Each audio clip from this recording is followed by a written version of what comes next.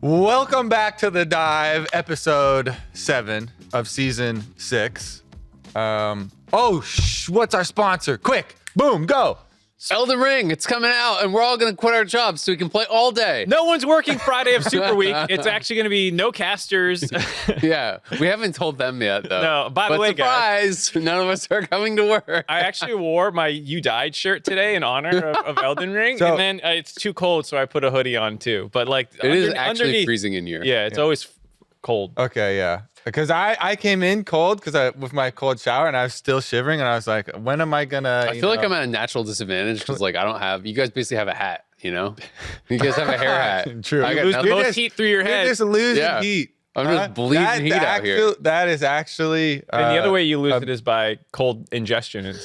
Yeah. So we're not very smart. That's actually a myth that most of the heat is lost out of you. I don't know where. Oh, is it? I always heard that. Yeah, it's interesting because like I mean, obviously it just makes sense you're warmer because you have something on. But I always found I was massively warmer with just a hat on, even if I was like more underdressed. Mm-hmm. So your extremities get less blood flow. Yeah. So you're always going to feel most My cold. hands and feet are always permanently cold. Did you know that kangaroos lick their wrists to cool down because that's where the blood flow is and it cools their blood? We've got so many cool little tidbits of knowledge for y'all. Do you want any about League? Because we're not talking about it today. It's a science podcast.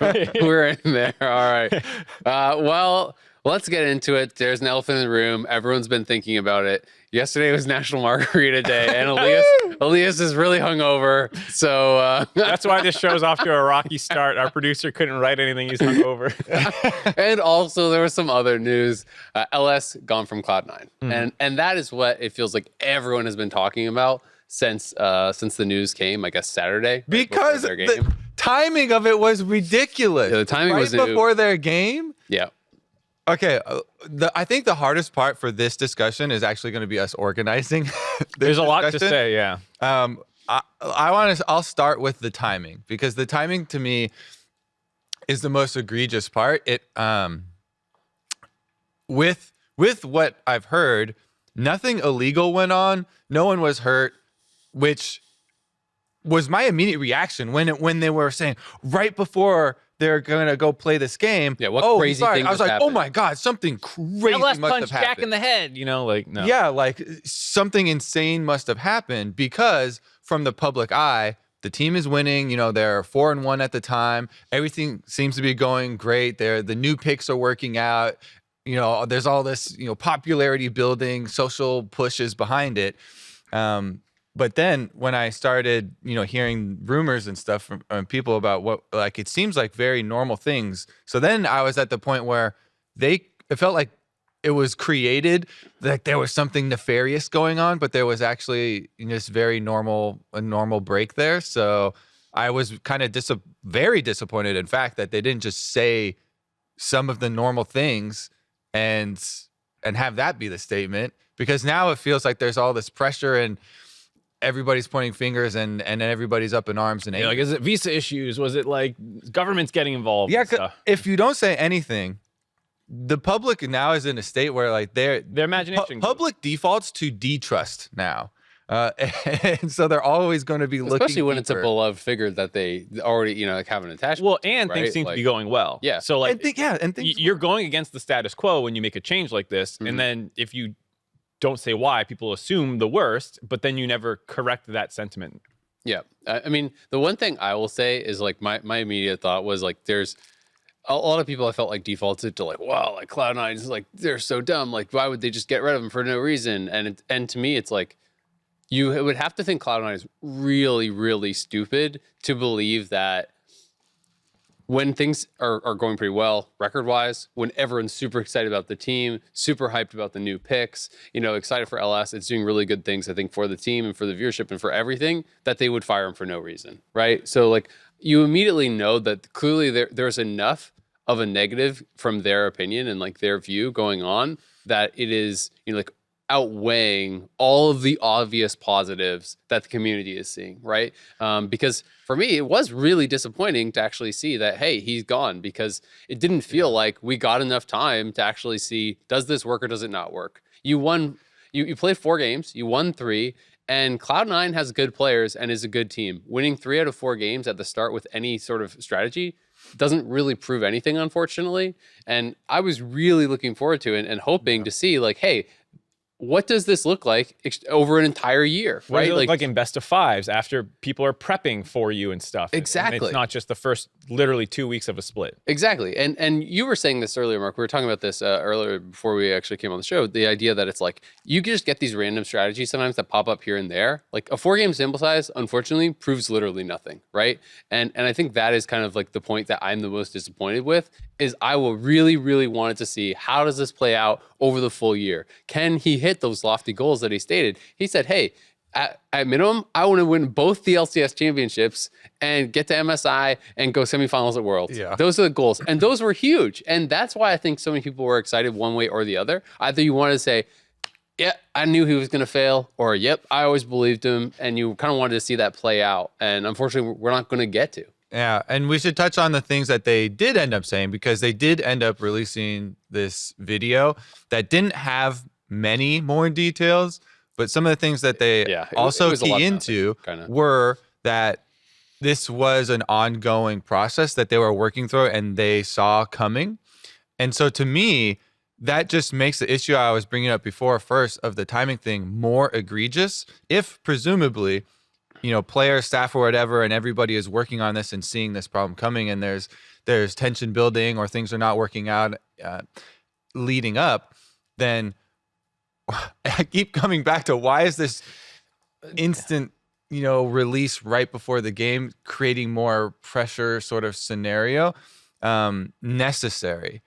If they had the problems previously and they're working towards it for other weeks, could they not just do one more weekend and then plan out an explanation and videos and stuff like that for the week following, so that you don't have all this prying speculation? And I mean, the thing is about this is like assuming people are working in their best interest. There's a number of reasons why you would not take to the stage with a coach who you're going to be releasing.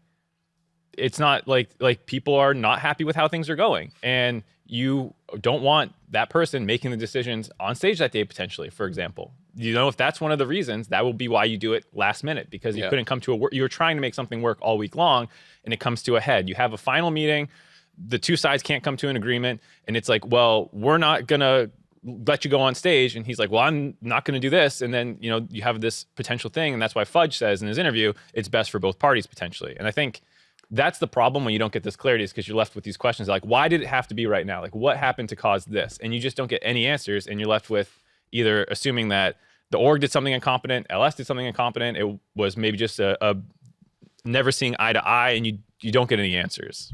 Because you can make any case you want at this point. Like, I just made a case. Is it right? Who can say? I don't know. Yeah, I mean, it's tough, right? And I think at the end of the day, like there was there's a lot of talk about the timing and like how they could have done it. I think you could do it. There was a suggestion. Elise's fiance Danielle, she's a social media expert, like runs social media for some companies and stuff. And she actually had a cool thread talking about like, hey, like some ways that you could handle this that could have actually made it received differently. Even if you don't want him on stage, you don't have him on stage that week, basically, and then you say, hey, like he's like out for this week. You don't have to give a ton of details, but that gives you some time to actually plan and release when the announcement actually comes out. Then you have a video like alongside that is giving some sort of an explanation, not just like instead of, hey, he's not going to be here this week, it's like boom, he's gone and there's no info, there's kind of radio silence. And I think that's where a lot of the outrage comes from, is like people are like, hey, like you told us this is the direction of Cloud9, like what the hell happened? And Cloud9 fans want to know, right? And LS fans want to know. This is my biggest complaint right now with both this situation and the TSM situation. I've done a lot of thinking about it over like the last week. And it's like, if I was a fan of the league and I didn't know anything and I didn't have any sources, like how can you not be outraged when you get literally no information? You get told to buy in on this LS vision by the org. You get told to buy in this LDL project by TSM, and they cut these things, these projects, partway through, and they don't give you anything substantive to hold on to. And it's not about information for me. It's about like emotional core of like, why would I keep believing in you? And you don't give me answers. And a lot of these conversations are so PR and sanitized and corpo talk that you don't really connect emotionally with that video. Like I didn't really feel any emotion in that video from C9, let alone information. And so like right now, I think fans are in this really tough spot where they're mad at their orgs for not giving information. The orgs are actually in traditional sports, not the ones who do this. It's a massive failing of the league ecosystem. And I see your hand up, so I'll let you chime in here before I pivot. Well, do you want to? You just like laid out the title for your. Yeah, that's my your thesis big that I'll get choice. into in a second. But I don't know if you had something else before I went in there. Well, I was just gonna touch on some of the reasons why typically organizations would not want to release a lot of details. You generally don't want to get into like a mudslinging fight where both parties then are accusing each other and they're both kind of dragged down.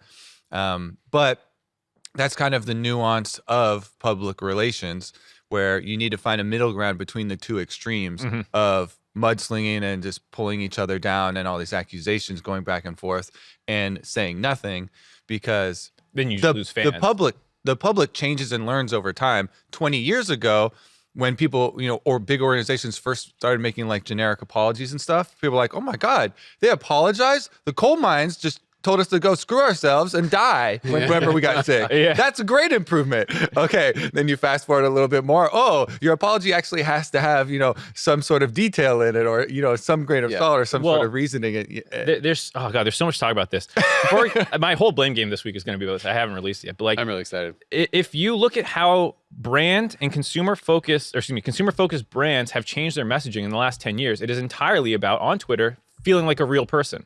No. There's like the corpo talk is dead. Like look at these brands, and like people seem to resonate with that more. Nate shot, and that Nate shot I bring up in my video of someone who can tell you nothing but make you feel like he really cares, and he is so genuine and charismatic, and like that's something that the brands are failing on in that point. Like if you don't want to say anything, fine, but you have to find a way to communicate to your fans to still care. Yeah. And I feel like Jack, in that thing, tried to make a couple strong statements, but then kind of backed down and didn't quite navigate the thing well. When he's like, there was a line he said where he's like, and I want to be clear, the players, the staff, and the management all were aware of the frustrations. And it's like, wait, did they agree with the frustrations? Do they agree with your perspective? Are you saying that the whole company was aligned with this change? Or are you just saying that people kind of knew it existed? And like these kinds of like very fine lines you're walking can really sway how people feel about it if you navigate them correctly.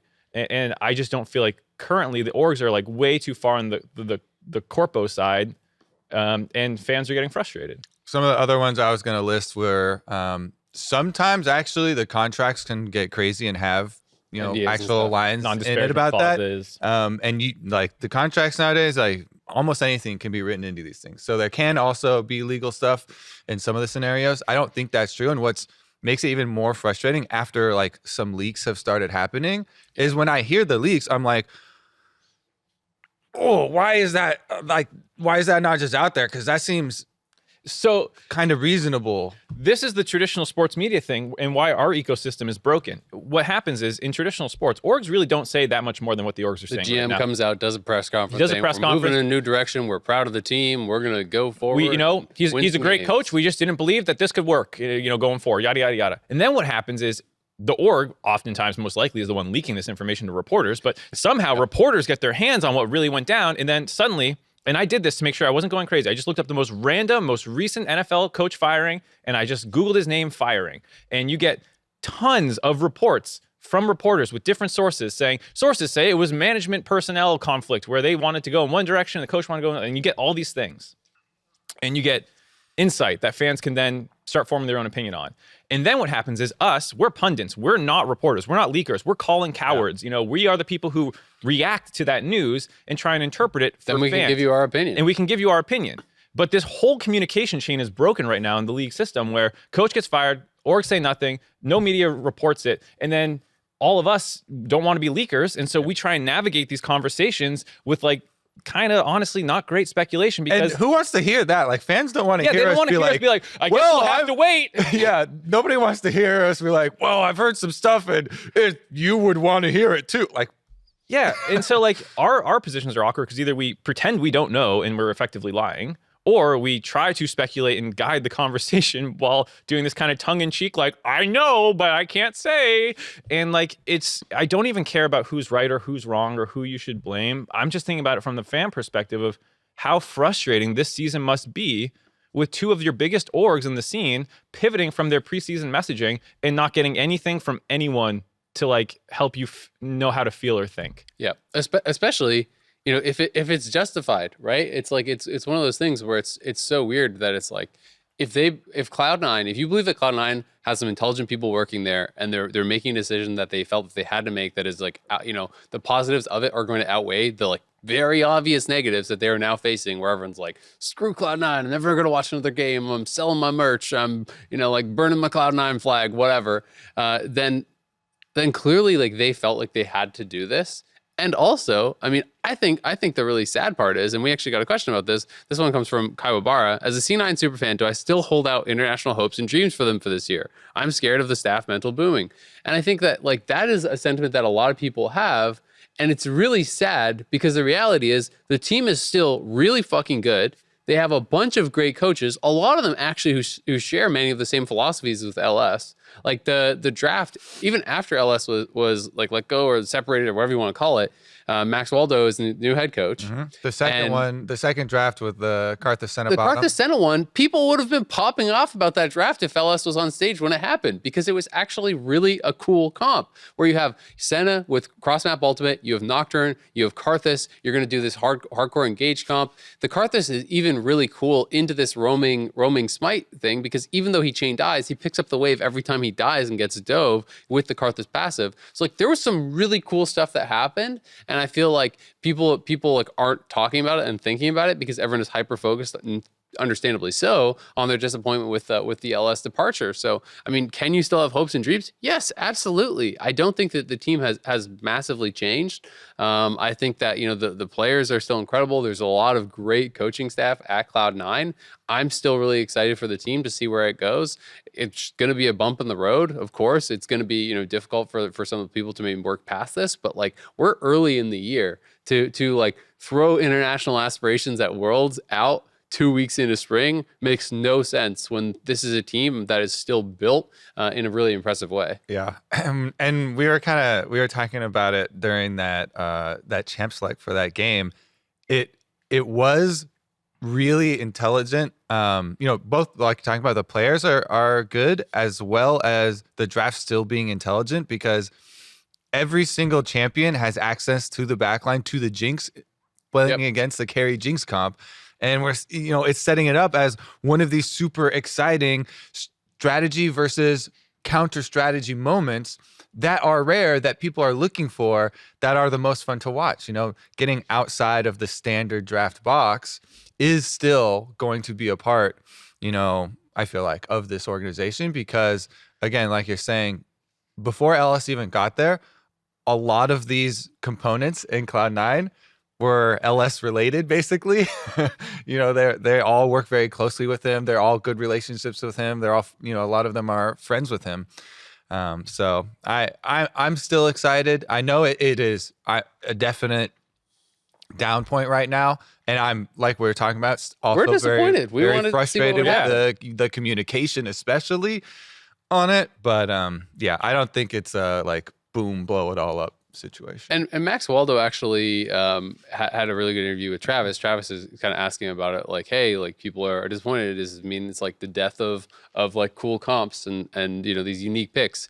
And Max Waldo said, hey, even when LS was here, the plan was never to come out every single week and do some crazy shit. The plan was to be able to play standard and to be able to do some crazy cool picks when it actually made sense, right? And he's like, and I don't think I'm leaking anything by saying this. He's like, we want to be able to do everything well, right? Like that is our goal. That is what we're trying to build towards. Yeah. And it was kind of funny because it was almost like you could see, like, he's like, am I crazy? Like, the other teams not want to be able to do this? Like, everyone wants to be able to do this, right? Like, you want to play standard and have that when it's the best option, but you also want to be able to do Senna, Karthus, Soraka mid when you're like, oh, hey, like they did this and like this is going to slap it and we have the confidence to bring it out. Yeah, I mean, from the fan perspective, those are the ones that are the fun to watch, though. So the fans are like, I want to see every game. I want to tune in and see some wild stuff picked, and I want to see it win. You know, that's the best case scenario when you get to see a pro team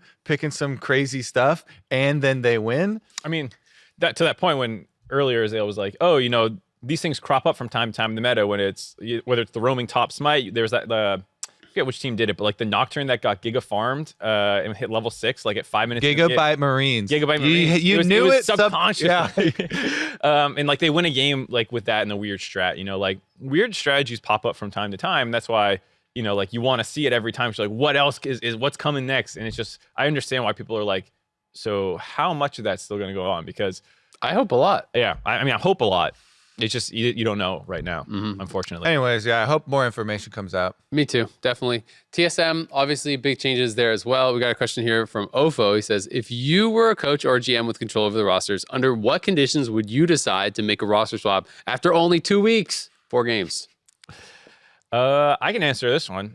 When things are not improving, not score-wise, but like mentality in the games. From everything we've heard from other coaches talking about it, like TSM was struggling in scrims and stuff. You have to assume that there was not a great environment.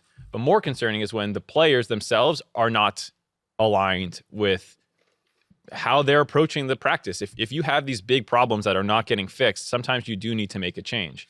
And, you know, with Shenyi's conversation that kind of got leaked on stream and some of his Champions Queue information, it's clear he's a large communicator. It seems not everyone was down with that potentially. And then, you know, if the problem is how one player is communicating, like, how do you just like, hey, stop being you? You know, like that doesn't really work. And so I can see, even if it's temporary or it's going to last, we'll have to see. But like, you maybe remove him from the environment, let your other four people get on the same page and then try and reintroduce him or something like that. That would be my speculation. This is one I can say I don't have internal information on, but just looking at what's come out. Yeah. I haven't seen every piece of information because there's so many different There's a lot going on right now. Stories of drama going on. But I picked up on 2 main conversations around the Shenyi one, where one was a group in the camp that he is over communicating, and we've discussed this a lot of times in the past. Like smoothie problems some people, you know, when playing have a bit of stream of consciousness style where you say a lot of extra stuff. Thrush is in the bush. He's moving over. I think he might hook me here. Look out! Good lantern. Maybe the jungler's. It's like okay.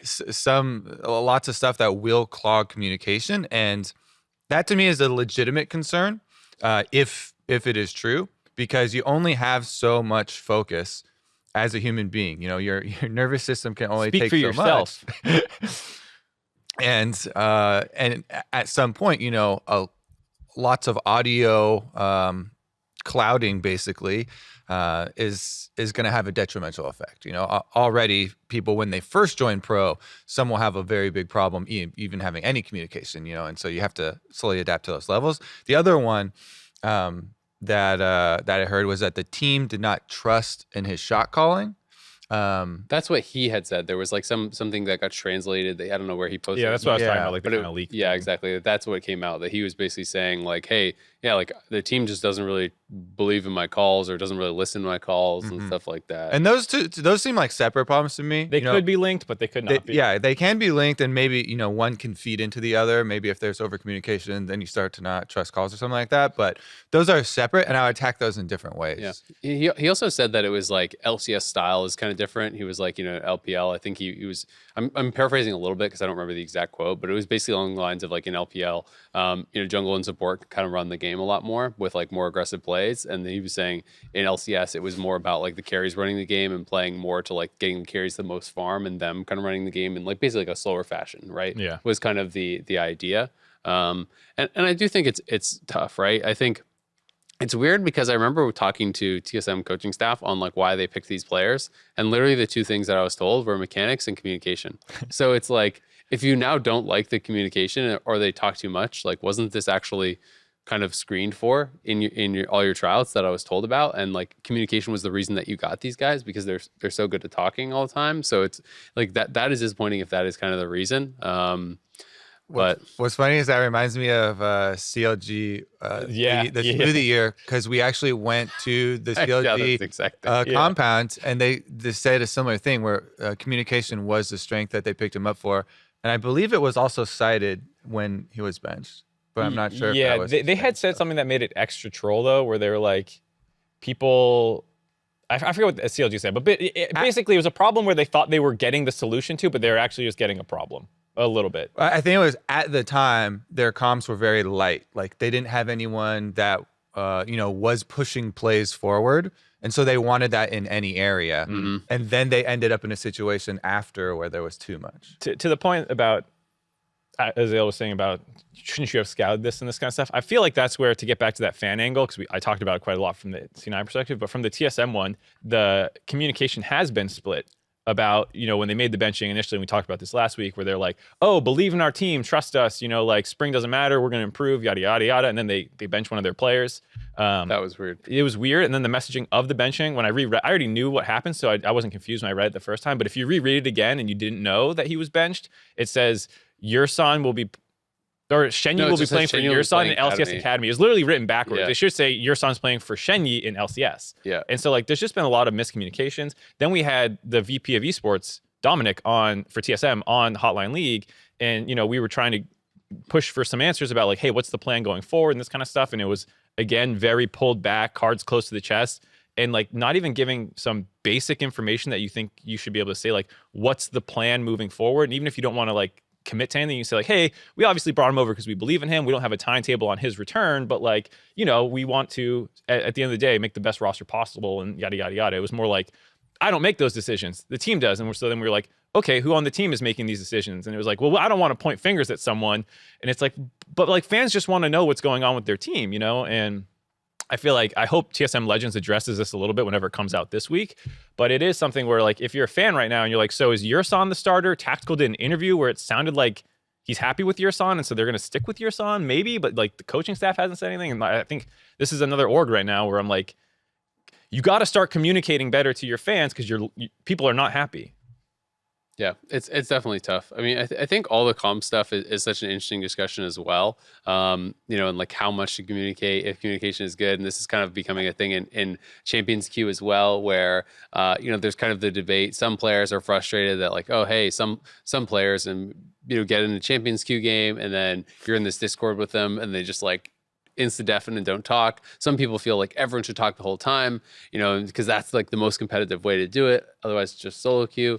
And it's really interesting, right? I kind of see both angles on that, because I also get if you're an LCS player, it's not your responsibility to come to Champions Queue and teach everyone how to play, right? If you're playing with collegiate player, just high-ranked solo queue players in there or whatever, that's not your job. I get that. But I also can see this perspective of you're a collegiate player and or a proving grounds player or academy player or whatever, and you're excited to play with these LCS players and hoping that you can learn from them and also just have the most competitive game possible, most competitive practice environment possible, which is going to include communication. So it's really just kind of a pretty big discussion, I think, in the scene right now, because I am a big believer in communication and thinking that the more you can talk, as long as it is actually pertinent information that's valuable to the team, that's incredibly valuable, right? And that is a big reason why I think some of these players who are so especially you see it with supports, where there's players who aren't necessarily super high ranked in solo queue, but seem to always do well in pro. Smithy was another guy like this. Aframu has been a guy like this for a lot of years, where he's not always at the top of the challenger solo queue. And it's well, why don't they just have, Stunt or whoever who has friggin' 5 of the top 10 accounts in challenger? Well, it's often because of the communication and the presence that they bring to the team. And that's a lot of what shot calling is, right? Yeah. And it's super, super valuable. I feel it also depends for the pro players what they're trying to get out of Champions Queue, because yes, if you're trying to win a single Champions Queue game, getting on Discord and tryharding is obviously the right answer. But if you've come from a full day of scrims and you've worked on your communication a lot that day, yeah, people will. I'm working on this matchup, so I'm going to deafen, and I don't really care. I'm working on my own game right now. And of course, you want to do it in Champions Queue over solo queue because the players are better and you're going to get tested better, and your teammates aren't going to into game as likely. Because it's a you're higher not going to get cleanse Nunu and whatever. Yeah. It's going to be a more competitive environment to you to practice individual things on still. And I think people should use Champions Queue however they want.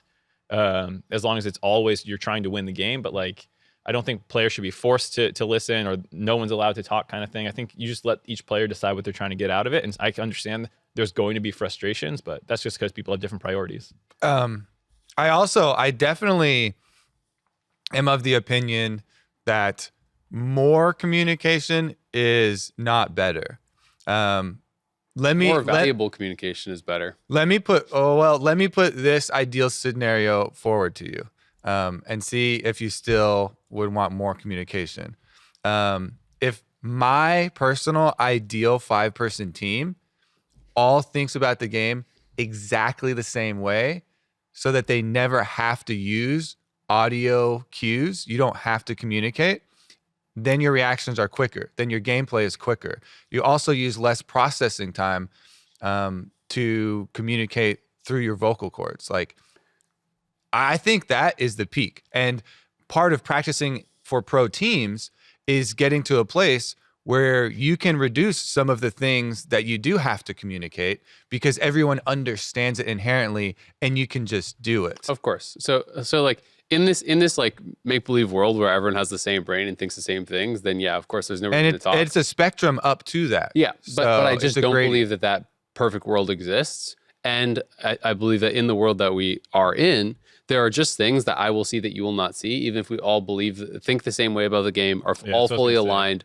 Like, our screens are just pointed at different things, right? And our eyes are looking at different things, right? Like, I see someone walk across the minimap for a split second on a blip, I call that out. I see flash and heal is used bot, like I time it, and and things like this, right? Like, there are things that you need to call and spells that you need to recognize that like not everyone is going to see, and that's why I think communication is always important. Of course, you want to have the minimum needed amount, right? Exactly. And that's why I'm saying that's why it's important to get to the point where you don't need as much, Yeah. so that you can, Of course. shrink it down. So like more, not better. Yeah. But to me, it's there's still like, it's the idea, and maybe we're saying, I don't know. I mean, maybe we just disagree, but maybe we're saying some. I'll be the things in a third different wheel in way. a second and see if I can. Because to me, it's like there's so much stuff, like just giving editorial things is useless, right? Like, the first thing you want to cut out is like opinions on anything, is like in a game, right? Like complaining about a matchup, like, like this is so annoying or whatever. It's like all that kind of stuff needs to go like instantly, right? But I do believe that there's pretty much almost always some level of communication that is going to be valuable, like in the world that we live in, and in like, just the realistic kind of version of the game, where there should almost always be someone talking. And that's just kind of how I see it, that there's enough information in the game that is valuable and can be passed on, that there is something worth communicating at almost all times in the game. Kobe disagrees. Yeah, I know he does. Yeah. You But want fire back? Kobe doesn't even like to talk when he's playing solo queue and stuff, right? Like even when you're doing, I know that's one of the things that you've talked about where you find it really distracting. So I know we just have different views on this. Well, yeah. I mean, I don't have like, like I'll be in Discord with people and I'll mute the Discord because they're talking about, other shit. Dude, that anime opening was so sick. But yeah, I think maybe we do fundamentally disagree, because I think again I am focused on like a lot of the overload on processing information and having extra interjections. I think you want to get it boiled down to the essentials that need to be communicated. I don't think you're too far off from it, because obviously you want to eliminate extra, excessive stuff as well. I feel like for me, the thing about the communication problems that teams I was on ran into was less about like, oh, we're talking too much. And it's more like there's a set number of problems you're trying to solve within the game, and that's going to require communication to solve no matter what. And are you solving those problems that you're bumping into as the game progresses? Like tracking enemy jungler, how do we win this team fight? How many items do you need before we're ready in to an do this? efficient manner? Right, but I don't think that subtraction is addition in that way. Like, some people don't talk enough. Some people need to be encouraged to talk, and they're not communicating their wave states correctly. And like, I don't think that like subtraction should be the focus. It's about the problem solving. And sometimes it is too much, or it's being communicated poorly. And in theory, you want to get that to the minimum, but I would not make that. I don't think I would look at it as I want to subtract things. It's like, I have a problem I want to solve. What's the issue that's making us not solve this problem? That's usually how I talk about it. I had spreadsheets. I would, what we did back in the day had one of my analysts. This is probably the most mindless job ever. I apologize. But I made spreadsheets of every kind of call that you can make at different points in the game. I had that all on a sheet. And then the other way I had the players' names and who was making those calls and how often. And then I could make a pie chart of like how much people were talking, which calls players were making, this, and this, and this. And then I see that, Quas is communicating 10% of the total communication that's going on in this game. And he made 0 calls about his wave state in this 5 block of scrims. And I go, I probably need to talk to Quas about how much he's communicating about his wave state. And like, I'm trying to find problems and diagnose them more than I am just like, our comms sounded cluttered. Our comms sounded cluttered. Like that's how I approached it when I was coaching. I am not suggesting zero communication. Yeah, by the way, know. that was. It's like a theory, like push the boundary and then walk it back. Exactly. I'm actually trying to be a proponent of the quality of information, and to me, the bigger problem usually is that there's lots of excess. Yeah.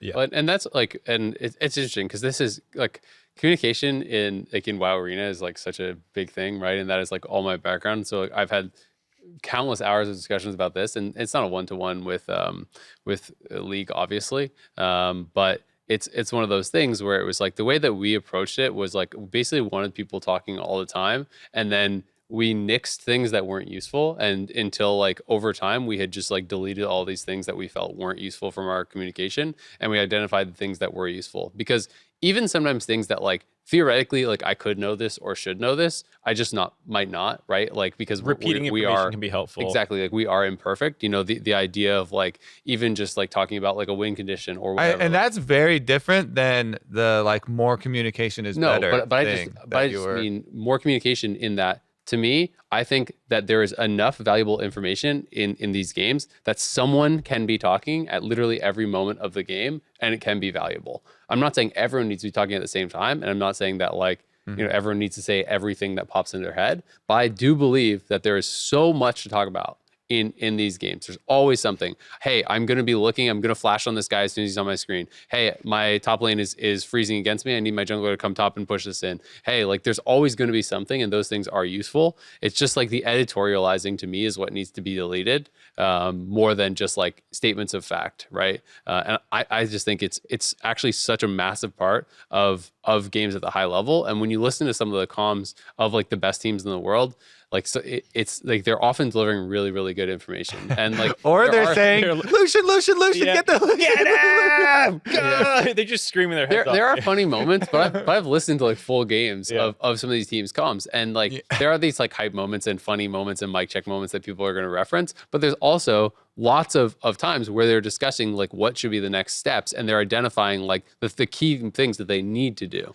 And the communication system for each team should depend. Like if you have a Mata or a Doinby, like those guys seem to talk incessantly throughout the game. This kind of stream of consciousness thing that can potentially work with certain players that you put around them. Yeah. Other teams want to have a more free-flowing style. Some teams want to be really quiet. Honestly, I think the only difference is that we want to get to the same point, and you think I think there's more problems with excess useless information, and you think there are more problems with missing valuable information currently. Yeah.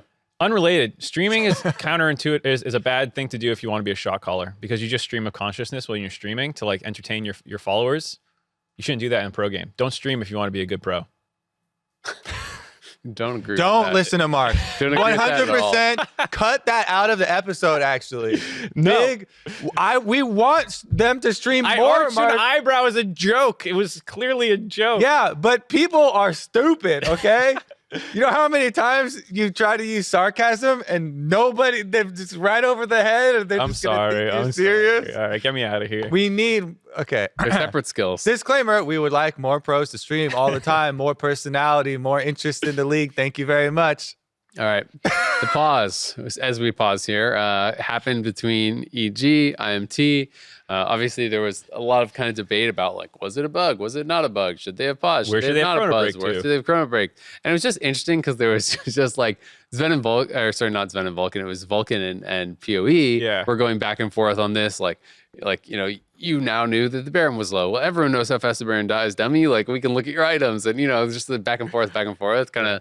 And then obviously Sven got involved. He's taking shots. Revenge taking shots. Like, it was just an interesting thing, and it was. an interesting discussion, because usually that was one of those times where it was like, oh, like the curtain has actually been pulled back a bit, and they just felt like these guys were just having a bit of an argument or a discussion just where everyone could see it. And I appreciate that, like, they obviously were heated, like they both had their own opinion, but no one was like straight name calling. He's like, we can just check items, right? But that's like not really that angry sounding to me, So like, to me, it was just like cool. Like, I wish pros would do this slightly more often, just like when someone's like had a great game today, blah blah blah, and someone else is like, no, like you did this, like two people played that day, like it'd be funny to see how like what their differences of opinion are on like a laning phase. Like, no, you just got lucky because I missed this ability, and like if I traded this correctly, and like, no, if you did that, I would have done this. It's like schoolyard argument. I feel like it's hard though to get into this arguments, especially if one player is much more popular than the other, or someone actually just got clapped, right? But it's one of those things where it's like, sometimes even if you have equally good points, if one player is way more popular than the other player, then you're gonna have all these people dunking on the like less popular player, right? Because all your fans. I mean, I understand why it doesn't. So but it is cool, and those are the kind of things that I think are really fun, and I would love to see, like ways where players are more willing to have those kind of like honest back and forth discussions or debates about these topics. PoE in general seemed okay with the chrono break. It seemed he was most frustrated with when they chrono broke too. And I think that was kind of the discussion. It was a weird situation, watching it live, and then it was really cool. The production team like gave us all these replays and everything. Did a great job. And we got to talk through it and see, pro view and all these things. And I was in the observer thing, so I could actually like go around in game, and I actually got to see that Vulcan was back into the brush before PoE even pressed his shockwave, because he actually delayed his shockwave. There was a discussion when we went to the analyst desk where you guys were talking, and chat was like, well, I think he shockwave. Whoa, I wasn't on that day. I was watching from home. Excuse me. Well, Mark said that he thought you were wrong. That's what I heard. There you go. But it was a uniquely interesting situation where like I actually was in the game and got to go and see, how do you use the ability yet? And we got all these replays. And so it was fun to talk through. I think that was really cool because I get the viewer experience this time of not, because normally I'm on the desk and you're like, in the past, I feel like the broadcast has shied away from caster speculation. It's kind of like, just let the I kind of went rogue there. So I don't know if like we're all going to get into that. Maybe we'll get into a meeting later today and like, don't do that again. But I will say as a viewer, I appreciated. They've actually always encouraged us. I want to chop this one because this has come up multiple times with community. They have encouraged us to talk about it. Talk about bugs. Yeah. But I just think that I maybe went a little bit further because I was like, hey, I think this was a bug for sure. And I think there should be a chrono break. Well, I think agnostic of the, who is right or wrong in the situation, this was a very good call by production to actually put the replays and everything up there. They smurfed. That is the way to handle these things. For sure. Because that's what keeps people in. Normally when there's a pause, I'm out to the bathroom, but if you're going to actually show slowed down replays, fog of war from both sides, everybody gets to be the detective. My point is, like, I don't think that's ever been done before on the broadcast for the LCS, at least. Well, they have not been able in a lot of cases to give us that. Sure, but I also know like there's times where I'm like, let's look at that. Like, I want to see that replay again. And like, it's like, oh, we'll just let I've been on the desk a million times. There's plenty of times where we're not even like, supposed to start giving our 2 cents because you get into a situation potentially where you disagree with the refs or whatever. And oh, really? Yeah, I've been in that situation before. Yep. That's like a long time ago. It's been a while. I don't mean like this was like 2 weeks ago I got this feedback or anything. I just mean there's been times where like the general stance was kind of let them handle it and like talk more about the game. And I actually thought that this was great as a viewer to like really get into the nitty gritty of like how the game works. And like, if you're in the fog of war, but you come in after the ability starts, then you actually don't see the animation sometimes. And like, that's fine. I've always just talked about it and no one's ever told me not to. Yeah. I mean, I think that's how they cut away from. They go to the analyst desk. Kobe's gone rogue again. They don't tell me that it's just not on me anymore. They're like, I mean, it's usually less in the moment, but more like in meetings where we're like, hey, how much can we say about this? They're like, don't make your own judgment call because it can be dangerous a little bit. But because I made a call and I was like, hey, like this should be a chrono break, right? And then if it wasn't a chrono break, then it gets awkward, right? And that's just like they err to the side of caution. It wasn't like someone's in my ear like, stop talking right now. I don't want to make it sound like that, but like I've been in some meetings where we've talked about like what should our approach be? Where's the line? Yeah, right? exactly. And I guess that is different, like making a call on what the judgment should be, because then you're actually being a ref. Well, that's I made an editorial decision where I just thought, hey, this is an interesting discussion. I feel confident in what I'm seeing, and so I felt comfortable doing that. But yeah, that was a bit of a risk, and maybe they wouldn't want me to do that in the future. But I liked it, and it seemed like fans really enjoyed. Just don't do it if you're wrong. The discussion. Exactly. Well, I think I what made knew it, I was right. I think what made it good too, though, So was going to the analyst test. They had a different opinion than you. Yeah. And I think that discussion was cool because, like, then whichever way it lands. Yeah, it was cool that I was right. Yeah. I agree. Sometimes I like that you brought it up at the beginning too. You're like, so Jad was saying the other thing. Well, I just meant because normally when I'm watching, I don't get to actually then explore it, right? Yeah. We just have to wait for the result. Yeah, exactly. It's we not haven't had that access. Exactly. Yeah. It's not about like, oh, Jad had a different opinion than me. Haha, I got him. It was more like, oh, he said that opinion. And I was like, oh, I wonder if he was right. But I was in the game, so I could literally go to the game and I could see the order of the spells being used and like, oh, it wasn't like, because it made sense. Freak actually thought the same thing as Jat. He was like, no, he QWR'd, Yep. and he wasn't in the brush when he did that. But what actually happened, I went back, he QW'd, and then he waited, and then he saw Vulcan, and Vulcan walked back in the bush, and then he R'd. Right. So there was a delay, which allowed him to get back in the brush where he should have seen it. And that's why there was a chrono break. But it was just really cool because it was like, personally, it was fun. And some people were like, well, was it worth having the bug? No, but we already had the bug. The bug happened. The pause was there, right? So it was This agenda that you had, Azael, all week long to be able to do this. Azael had a button he was waiting to press.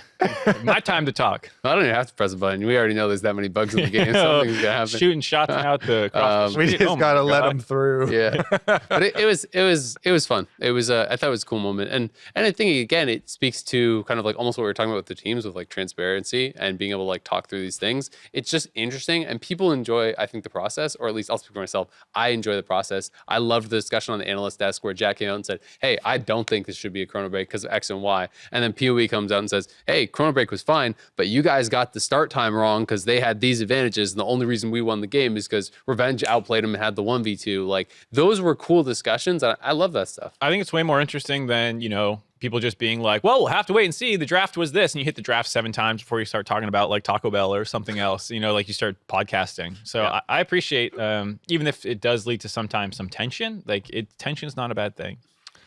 Well, that did leave Evil Geniuses on a 3-game loss They streak. suck now. So we've made it through all of our intro topics, and we're now on to actual LCS, baby. Will Flyquest win Worlds? Will Evil Geniuses crash and burn after their successful lock-in is where I was going to go with it, because now that is 3 losses in a row. I'm still super hyped for this team. We built so many stories behind the young rookies. They're putting all this effort into them. They brought in such good experience components. LEC MVP inspired over here. Impact in the top side of the map, still a rock. He definitely entered quite a few of these games a couple times, especially the Karma one where he was roaming around dying. Hey, they won that one. But he's Impact, so I still trust.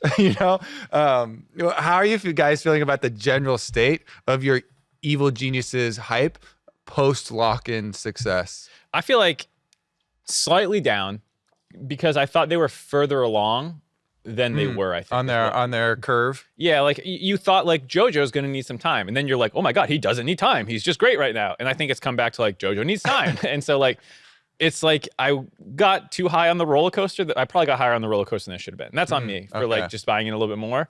But I still think they should be a good team. It does look a little worse than I currently, like I don't think I would have thought 2-4.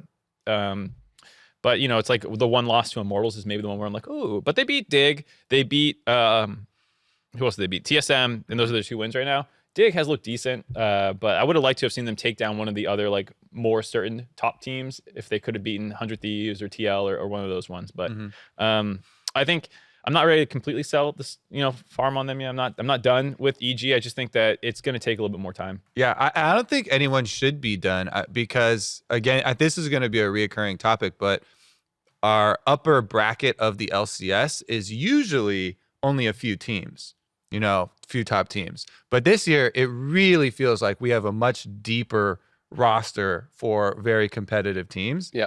It's extending very far down the line. So that's why you can even have a team like this where you still think it's very promising, and yet they have a losing record. Yeah. Because the competition feels really both strong and fun right now. With the different directions that teams are going. Yeah, absolutely.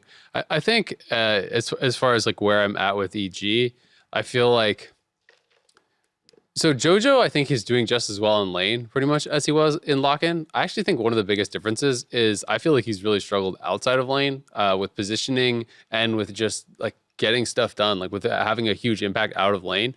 Because he was really good in lane in lock-in, which like everyone had kind of basically told me, and from talking to players and watching VODs, it was like he's inverse Danny, where Danny was like, ooh, his lane isn't that great, but like get him to that team fight though, and Danny's gonna pop off. And combine like, these two NA rookies. Exactly. One holds the mouse, one holds the keyboard. And it was basically like JoJo is gonna slam some people in lane, but he might run in the team fights. And I was like, okay, you know, and I watched him games like, yeah, that checks out. And then we get in lock-in and he was just good at everything, right? And now I feel like he's kind of come back to earth a little bit, where it's like, yeah, he's still, you know, has, I think, the best CSD at 10 in the league. Like he's still laning very well, but he has had some really bad team fights. Like there was the Corki game where I want to say he had package and he died twice without getting his package off, where he just like got CC'd and died. There was one at Baron where it was like maybe a 3v4 or something, but he was walking forward on Corki and I was like, oh, well, they can just kind of poke them off. But he just kind of walked up and almost like auto attacked the Nautilus, and Nautilus just hooked him and he died.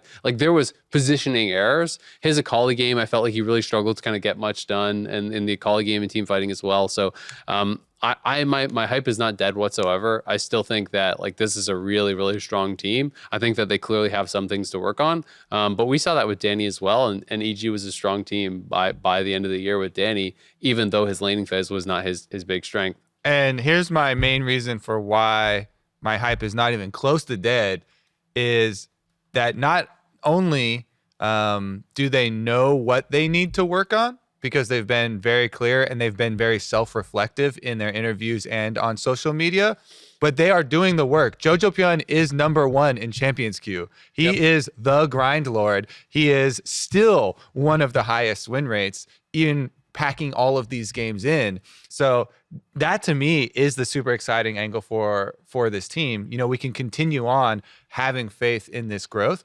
because he's so focused on it and he's putting in the work. And the rest of the team is reviewing this. You know, is very interesting to hear like Inspired's thoughts after it and Impact's thoughts after. You know, it's even better than a team that needs to reflect and improve. The team that's 5-1 already. The perfect team. Yeah, just beat Flyquest. How about that? Well, Kumo's number big 2 environment in Champions. The big environment is yeah. such a good nickname. Raz is so good with those. All right, let's be real. How many of you are bought in? How bought in are you? What is bought in? You define bought in, and then people start doing this of like, is Flyquest a legitimate team? Yeah, they're 5-1. They're good. Are they the best team in the league? No. Do I believe that they're as good as Team Liquid? No, I don't. Do I believe that they're going to be top 3? Probably no again. But like this team is good, and are they top 5? Are they top 6? Yeah, for sure. For sure they are. And I thought they were going to be, where do we put them in our power rankings? I don't know, 7th, 8th, probably. I was going to look that up. Yeah, so Kobe can maybe find it. But it's one of those things where it's like, even if they lost the rest of the games in their first half and went 5-4, I feel like they did well. Like, I think if you're a top 5 team as Flyquest with this roster, you did really well. So I already think they are legit. I think that like you don't need to set the benchmark at winning the friggin' title when the benchmark before the season was set at like, are you 8th? Are you making playoffs? Yeah, exactly. And I think that they have really, really impressed. I've been enjoying their games. I just like seeing Aframu do well, to be honest. I'm such a fan of Aframu, and just like he's going out there for the Boomers, and he's winning one for the home team, right?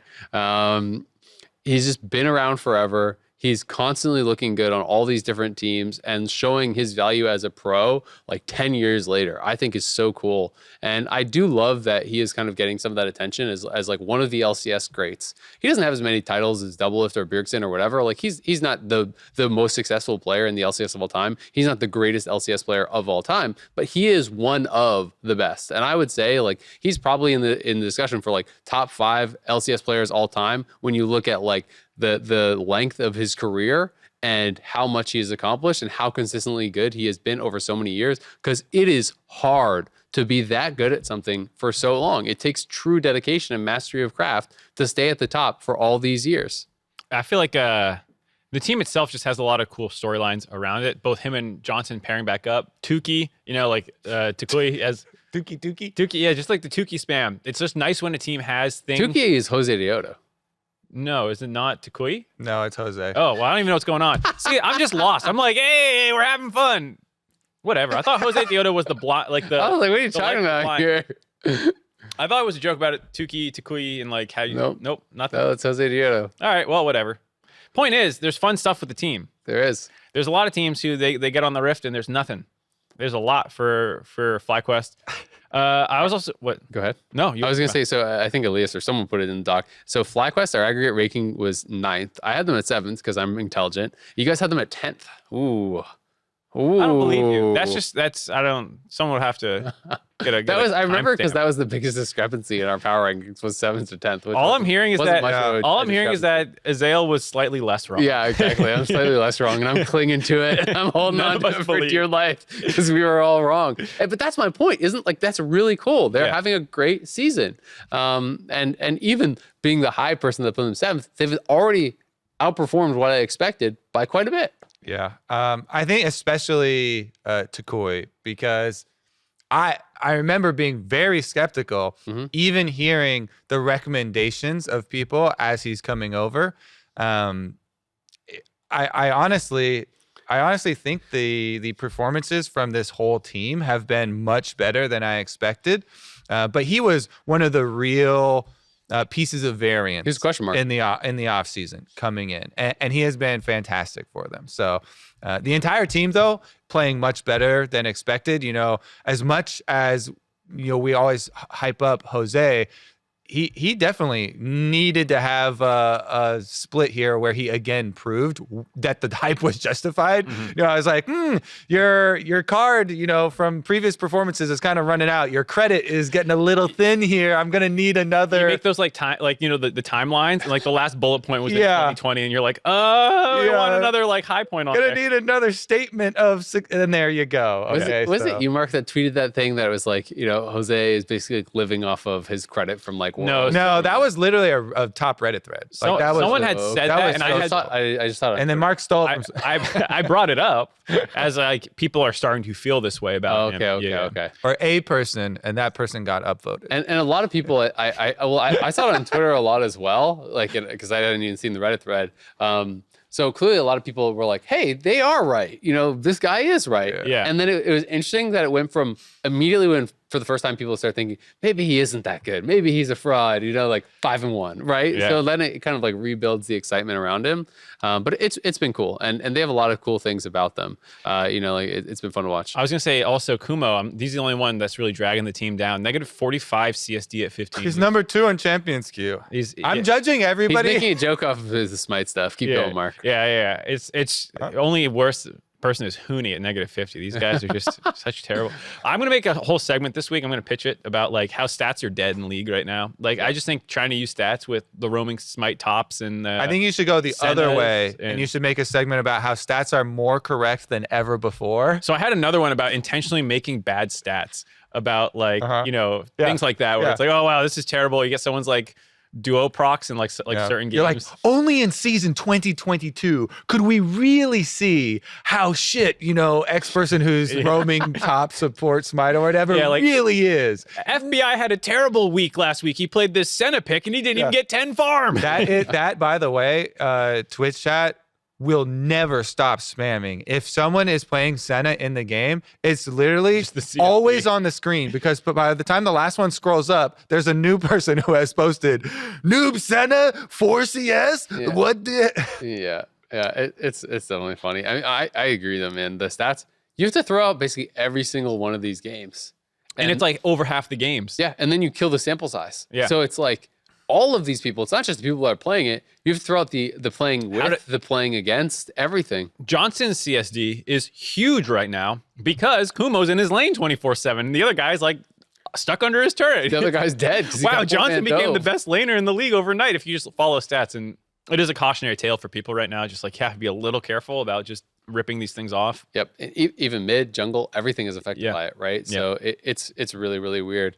TAL got to welcome back CoreJJ last week and looked even better. They looked great with Ayla, and Ayla deserved a lot of credit. And it was cool to see CoreJJ actually did an interview on stage after, and he said basically He's sad Ayla's not in the league because he's missing out on playing against the second best support in the league. Oh, shoot. And so he was kind of firing some shots at all the other supports, but also saying, Ayla's legit. Ayla's awesome, right? And I thought that was really cool that he came back in and he could have just been like, yeah, like, you know, it's good to be back. Like, I'm crushing it. You know what I mean? You could kind of just talk about like how good the team is doing. Instead, he just immediately went and was giving credit to the guy that was kind of like holding his seat for him. And I thought that was really cool. What would CoreJJ do? He would do the most honorable thing in every situation. That's what he would do. Say something negative about CoreJJ. I dare you. You know what? I it was also really funny because as he's giving that interview, you know, obviously we don't have fans here, but even the camera people were like giving the ooh when he's like dissing every other support in the league by saying Ayla's the best in LCS, and I'm disappointed that I can't play against the second best other plebs. Yeah,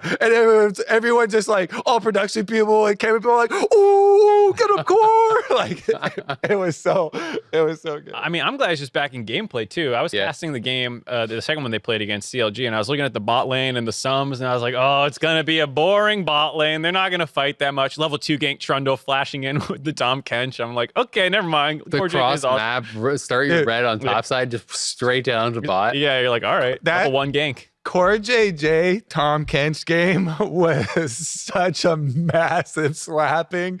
Holy moly. Yeah. That Tom Kench was invading jungle. That Tom Kench was ganking mid. That Tom Kench was just I think I might have, I don't know if I said it, but I was definitely thinking, I was like, Core's on Tom. Like, this is going to be a boring game, and then no. Totally W's wrong. though. Yeah. He was very W aggressive. go in. Yep. It was really interesting. I mean, just seeing how good they look. TL is absolutely terrifying, right? People I think are kind of distracted by TSM and C9 news right now, but like quietly, TL is looking like one of the best teams we've ever seen in the league. Jat was saying he thinks that they're going to set their record for best split that they have ever had. He was saying that he thinks they're only going to lose one more game. His guess is like 16-2 is going to be their record, which would be a new record for TL. And it's kind of, you're hearing that and you're like, that's a pretty bold statement. But like, actually, I think they could go 11-1 down for the rest of the split, right? They have just looked so incredible, and they're getting, in lock-in, it was like, ooh, Blippo's dragging them across the finish line in a lot of these games. And now it just feels like they're getting strong performances out of everyone. The Veigar adaptation that Bjergsen was the first one to bring out into this Corki matchup, that looked really good. We got to see a couple other people doing it. His Zillion's looking great. He's looking good across the board. Santorin, I think, is always such an intelligent jungler, and he looks like he's playing some of the best league that he's ever played. I think it's one of those things where it's like they're all doing such a good job that they're making each other look even better, right? They're making it easy to play. That's why I think when you said it earlier in the episode where you're like, wow, the league has so many teams at the top of the standing. It's like, yes, but one is a little bit taller. I was going to say, actually, that I always kind of laugh inside when this early in the split, people start doing these projections of X teams never going to lose again. They just choose the best team, and they're like, oh yeah, really? We're really close to the. I'll defend Jat. You want to make a bet? You want to make a bullying bet? Jat, Kobe? Oh, let's do let's do one of these. Bet. I It's always been a make long one time. stupid bet a split. I feel like I'm due for one. I bet TL only loses one more game for the rest of the regular season. Yeah, but the important part is, what are we betting? I always figure that out later.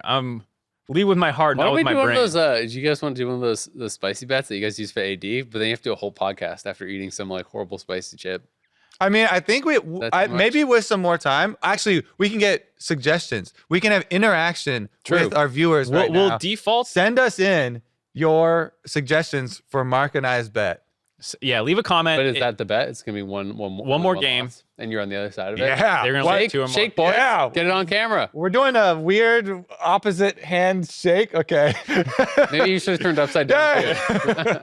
I mean, his was upside I'm not going down. cross. We both had to go upside down. Then I have to you use this hand. can't do it. If I throw it this way, that's. Anyways, all right, it's official. If there's not a great suggestion, we'll just do like you have to eat a spicy chip at the start of the episode and just see if you recover. I've done that before a cast. That was. You regretted that too, didn't you? That was rough. Did you see Raz get bullied into making a bet that he clearly wasn't comfortable making? No, I didn't see this. What was this? This is about Flyquest, where I can't even remember exactly what it was, but like, Jet's like, they're a pretender, and Raz is like, no, they're not, and Jet's like, let's do a bet. How many games are they gonna win? And Raz is like, I don't know, and Dash is like, you gotta make a statement. I don't think that's actually bullying. I think that's just catching him in having to back up what you're saying. It's not actually bullying. It was just it's like funny. put some skin in the game. I think that's a good thing because people throw stuff like that out so often that, and I'm even guilty of this. Yeah. Now making predictions is you could do it willy-nilly. Nobody cares at all, because like Freak is the best example. You can just throw out as many predictions, whatever you want. There's no punishment. So making them. Here's my superpower. If you got predictions wrong, someone show up to your house and beat you up. Yeah. There's got to be some. There's got to be some stakes. That's bullying. Oh, yeah. You get one punch for every extra game. Yeah. Every game over. The caster's gonna be sweating. It's like Dash comes to you for your prediction. You're just there, just like profusely sweating. Please, Dash. I don't want to predict. I think that's my superpower. Is like even when there's a punishment, I'm still down to make bad predictions. Yeah. Like you could do like I can tase you during the like you have like one of those buttons that just shock whenever you're talking during the dive. Just one of those. That sounds painful. Well, I didn't mean like an actual taser. I meant like like a pen or like taser gun. I am not letting him put anything on me that's capable of shock. Yeah, I meant like something harmless, like the pen. You push the pen and it zaps you. You ever see one of those? Oh yeah. Oh, yeah. Like the gag electrocution. Toy, yeah. All right. Not real electrocution. Well, we'll see. Okay. Just to be clear, Electrocution for fun. just to be clear, not real electrocution. The dive does not support actual electrocution of its host. Or punishment of any kind. Yeah. This isn't hazing. Or bullying. Yeah. We're all friends here. We agree. Please help.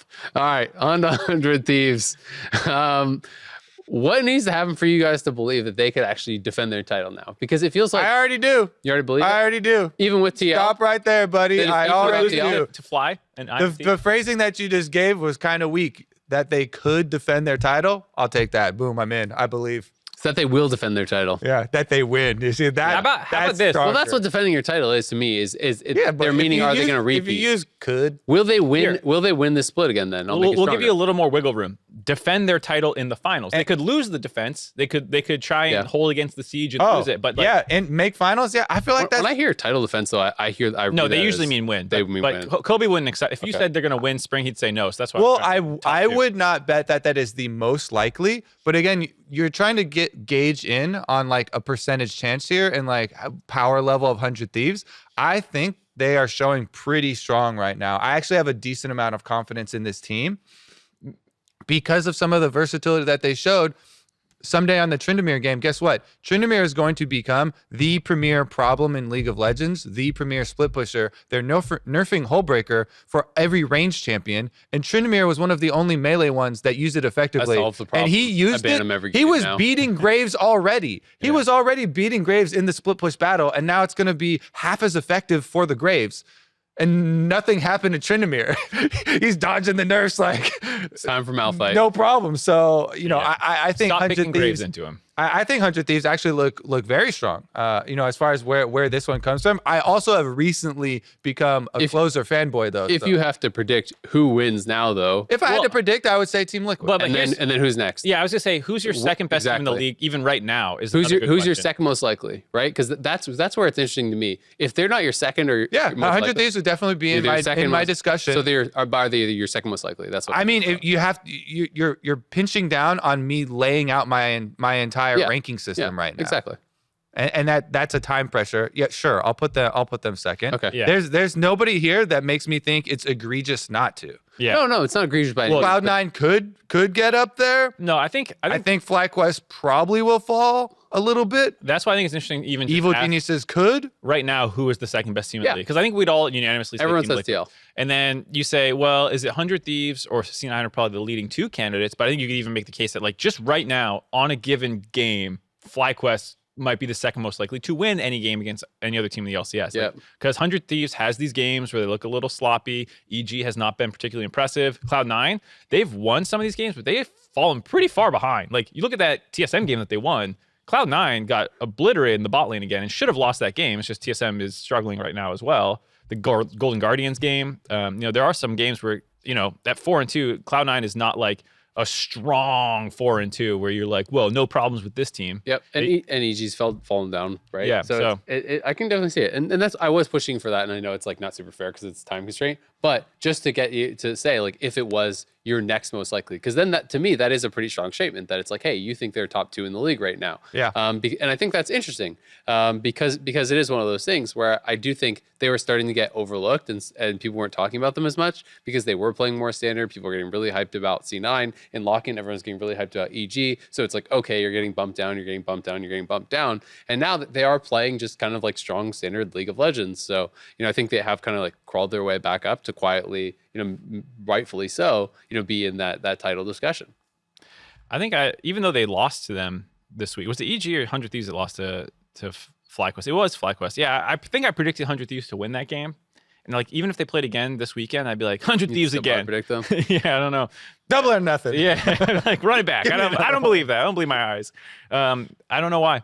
It's just like, I want to believe. You've seen much more evidence that 100 Thieves is good than. Well, yeah, I have like the last year to fall back on. And even like some of the Flyquest, 100 Thieves are weird because they always feel like they botch the easy things almost in some way, where it's like, why did you drop that game versus Immortals when they just like inted in there, But like they did so much other right in that game, and like you're saying, closer popped off, and like they feel like they have more individual carry potential in some ways. That I'm still a pretty big believer in 100 Thieves as well.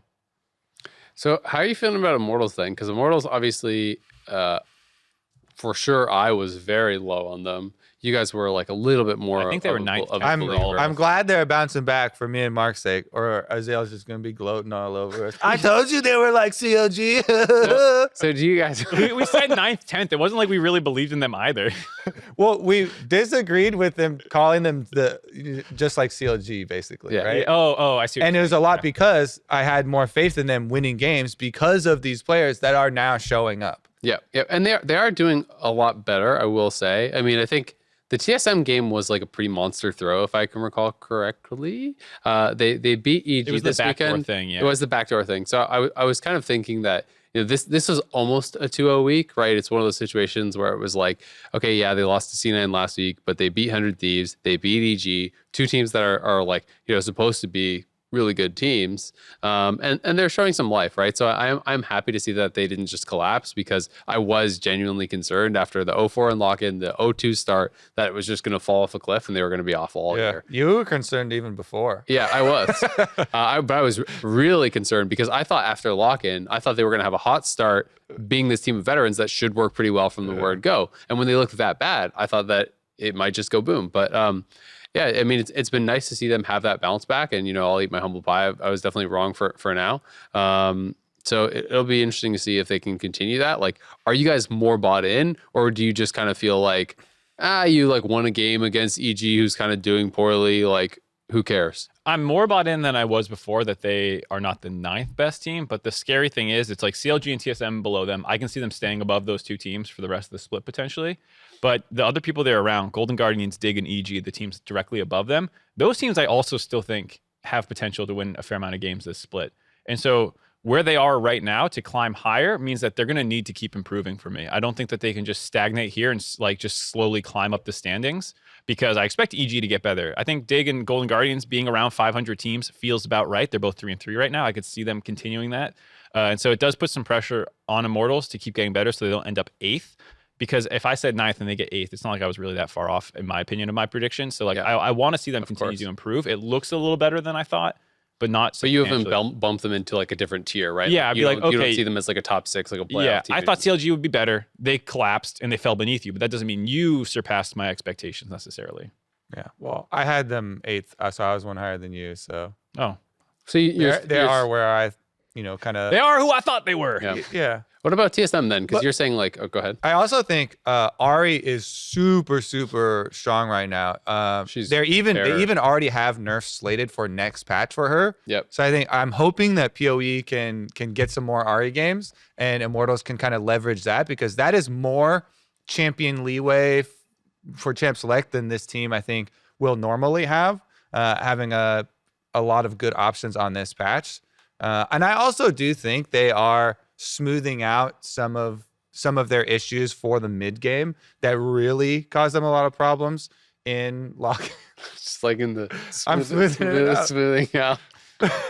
I was just liking it was kind of hidden, it was behind the laptop. Yeah, for I our thought audio listeners, the fans deserve to see the smoothing out action. Almost like a dance move. Yeah, What are you doing? I was sitting here like this. There's a transition period of your different hand movements, and then you end up with this. It works well. Our audio listeners, by the way, you miss out on a lot of great. You do. Definitely check out the comedy. YouTube. Unintentional physical comedy. We don't call We're just out all these. dumb. We don't call out these all the time, but they're always happening. There's always weird stuff. Yeah. Anything else for Immortals? No, I was kind of curious though, like you guys saying like you think TSM could stay below them, but TSM also did get a win and almost beat Cloud9, which would have been a 2-0 weekend. Like, would that have drastically changed? Just your opinion on them had they actually won that game against Cloud9? Because obviously, like they were really close to doing so, and it felt like kind of like all eggs in the tactical basket in both of those games. But they did get a dub. I think for me, it would be hard to believe much more after this weekend because while they did go 1-1 and could have gone 2-0, they also could have gone 0-2 because they should have lost that Immortals Any game. configuration of 2 games, Azael. Wowie! They could have gone 0-2, 1-1, or I'm saying, looking at what was happening in the games, they should have lost that Immortals one. Tactical had to like gale so force. the glass is half empty. The glass stays remain exactly how it was before for me. Yeah. They did end up winning one of these games, but they threw a game they absolutely shouldn't have won. And then they managed to claw back off a lot of Immortals mistakes where they're trying to dive a tank underneath double Nexus turrets, with Camille, like right after the AD carry almost got killed, so you're going to get collapsed on. There were a ton of questionable decisions by Immortals in that game to let TSM win it. And Tactical is playing well, but it's 2 games of protect the tactical. And I'm like, well, what else do you have right now? And I just am not super convinced. They've got Spica quadra killing 1v5. That was hella good. That was really cool. That end game was cracked. Yeah, and I think there's like signs that things are moving in the right direction. I don't want to make it sound like it's all doom and gloom. I think you saw better coordination out of the team with Yerson in than we had seen with the Shenyu weeks, but it's not enough for me to be like, you're no longer 9th, 10th-ish. Yeah, I mean, it's also going to get more difficult because while the changes to support item and to bounties do not completely nerf and destroy the roaming support top strategy, they do weaken it to a degree, and we're switching patches on this weekend. And already people never really wanted to play this style, and so people spent much more time trying to come up with strategies against it and trying to get better at split pushing and trying to get better at defeating it than they did trying to perfect it. So I feel like there has been an abnormal increase in teams looking to play against it, and it's going to get weaker. So I feel like the one thing that they did show this last weekend, they're probably going to need, something different for this coming weekend. And I don't have a lot of confidence that versatility is there within this team. It could pop up in scrims. It could pop up in practice this week, but I wouldn't say that it's super likely. Spica obviously is still very good, but who is going to push this team across the finish line, really? Yeah, I feel the same way. Any of the 500 teams, Dig or Golden Guardians, any particular thoughts about them? I feel like I said it a little bit for me where I'm like, I think they look like 500-ish teams, and that's where they are right now. And I expect them to kind of stay there. Even with them improving, a lot of these other teams have things that they can be improving on as well. And so if they don't make a dramatic upturn or downturn, I can see this kind of staying consistent. One thing I have liked a bit, I guess, out of Golden Guardians is it does feel like they are getting a bit better with their split push on how to kind of close out the games. It feels like they're getting a little bit more comfortable with that because they have been one of the teams that has actually played against these smite strategies a few times. And in the early, the first game, it was kind of like, oh, they got an advantage to side and then and then kind of flubbed it by grouping and stuff. It feels like they've evolved a little bit with that. I also did like that they are one of the teams that kind of is hopping on some of the newer like evolutions in mid and jungle, which those roles seem like they're changing a bit. Like we're getting Volley in now. We're getting a little bit of Udyr, even though it's just mostly being banned. We're getting Hecarim. So there's like kind of a new round of picks. And they did come out and have a pretty nice game with the Hecarim as well as Blazeall bringing out the Veigar. Yeah. And he also played the Zillion game. The Zillion game was pretty bad, where I don't think they had a single effective Zillion ulti the entire game. I think, did you say that on cast? Yeah. I think you did. I think literally he got one revive right before the game ended, and that was it the entire game. So that one was a bit rough, but like I did like that they were mixing in some different strategies, and they seem to be, like Kobe's saying, a lot of teams were more focused on what to do against it through split push. And some of my hope is that can pay dividends, even if the Smite top strategy goes away, that you're just more comfortable with your split push macro. And, if they can mix in, okay, we're going to do some like hard engage stuff with Hecarim, we're going to bring in the Veigar, and we're going to bring in the Zillion, and we're, maybe we can bring in, more like Camille or Fiora or Jax or whatever, or Tryndamere, and play through side lanes with this work that we have done to beat Smite top, but just against normal strategies. Yeah, it's funny that you mentioned closing out for Golden Guardians, because the last game when took a long time. Flowers are casting, they started Baron probably like 7-8 times, yep. But they didn't flip it. They didn't risk it. They didn't. They kept backing off until they for sure got it, and then they finally finished their game where they had a 8,000 gold lead at like 15 minutes. Too bad you couldn't hear your advice on the build. I really, he did. I talked to him afterwards. And not in the game, though. You should be able to type as a spectator, like, Ablalev, go this. He was like, I think you could. You might get fired, but I think you could. What was I talking about again? Now I'm derailed. Closing the game out. Golden Guardians. Not yeah. flipping. I actually think they do have a pretty promising path forward. I've been just watching so much Champions Queue because it is just so fun. Both listening and watching these players play in their competitive environment. And a couple of standouts, Pride Stalker for one, man, it is really fun to watch from his perspective. These Kiana combos are like instant. These are some of those ones where like he does way more damage way faster than I actually can, and I need to go get into practice tool, and I'm learning things just by watching. So there's a real reason to me where I'm like fully bought in.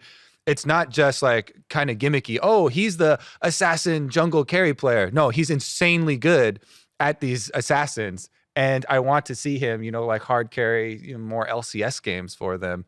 So that to me is something that's really cool about this team and to watch moving forward.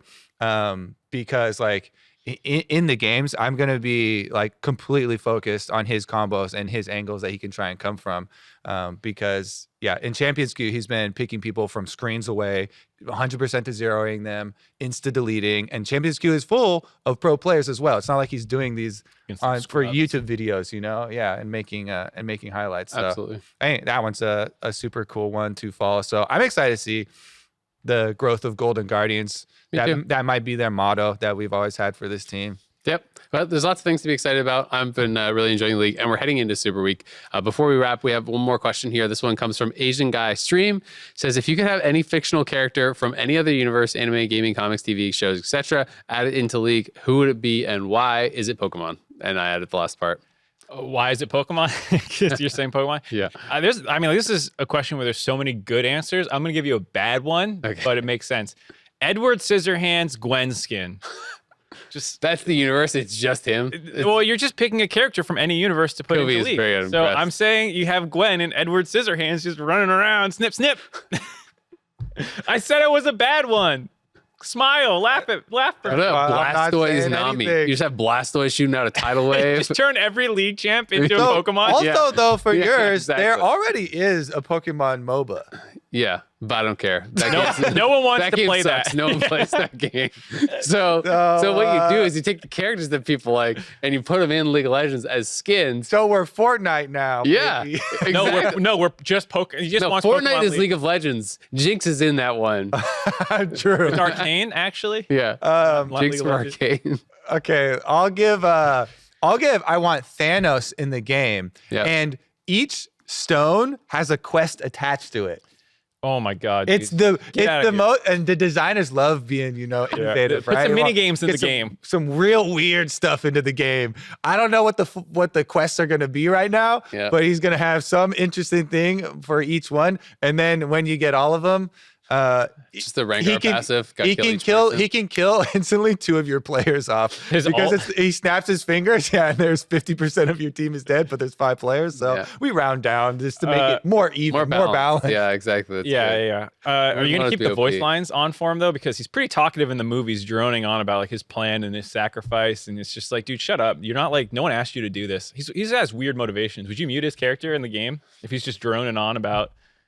No, I never muted. I any of am the characters. inevitability. blah, blah, blah. It becomes funny when people play so much and everyone just like knows random champion quotes and stuff. I feel like that's always funny. So even if he has like he goes into a monologue when he completes one of the quests or whatever, He just starts ranting about it, like, I'm gonna memorize that eventually and be able to like recite this.